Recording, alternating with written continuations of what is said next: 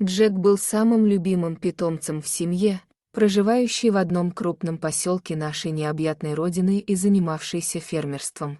Но Джек был необычной собакой, он был практически настоящим волком, точнее волк особой помесью собаки и волка.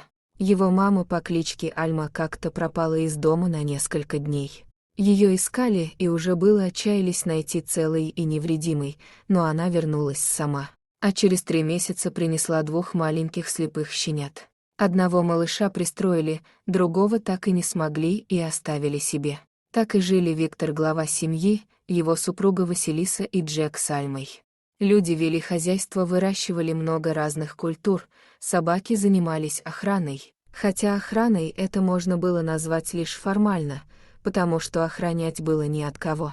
Вокруг были все свои.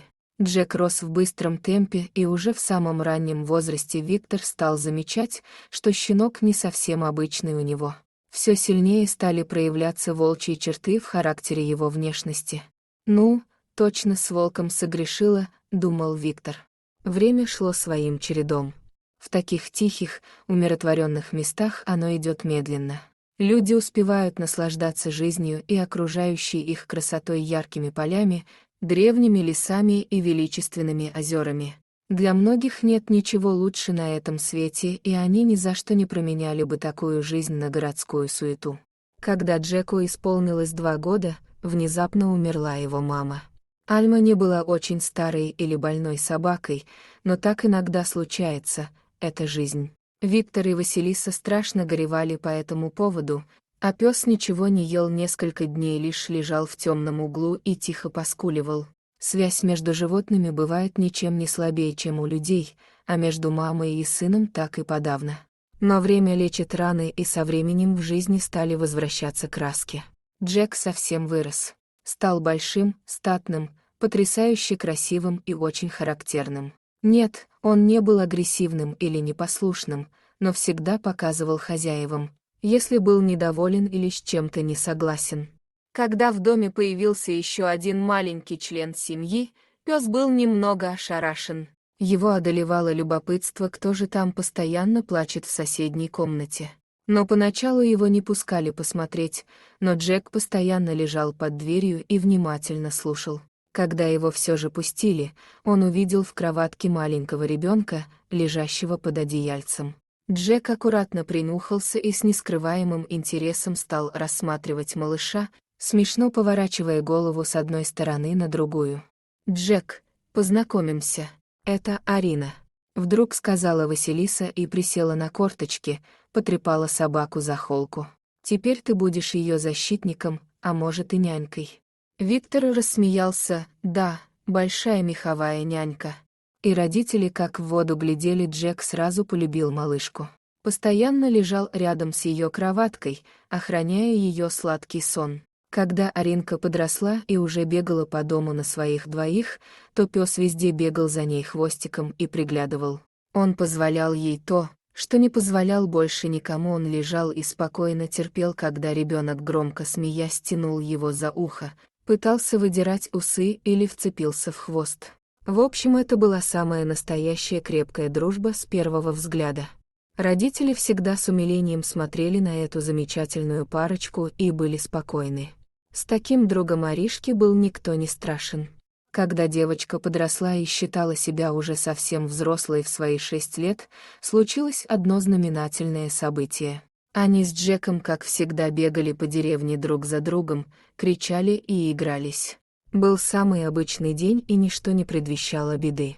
Никто до сих пор не знает, как так получилось, что, заигравшись, они убежали от деревни в сторону леса, а потом и вовсе углубились в чащу. Аришка, наверное, была слишком самоуверенной и ничего на этом свете не боялась с таким-то защитником. Выскочив на лесную поляну, они продолжили дурачиться и валяться на земле. Внезапно прямо под ними послышалось угрожающее шипение. Девочка опустила глаза на землю. Но было уже поздно, гадюка одним молниеносным броском атаковала девочку и укусила ее за ножку.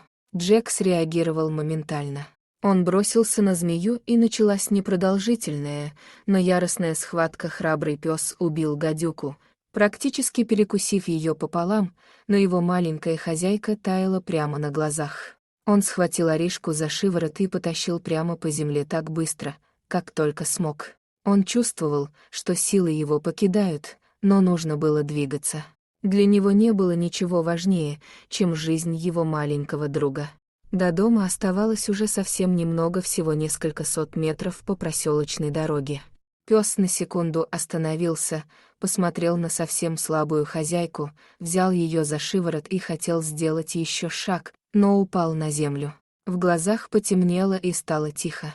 Бежавший навстречу Виктор, который уже начал беспокоиться, искал своих любимых и плакал. Добежав до места, он упал на колени и поднял Арину на руки и побежал домой. Положив девочку на кровать, он крикнул Василисе, чтобы она бежала за фельдшером, а сам со всех ног рванул за Джеком. Принеся собаку домой, он с ужасом осознал, что помочь было уже нечем. Храбрый пес умер. Гадюка успела укусить его прямо в мордочку.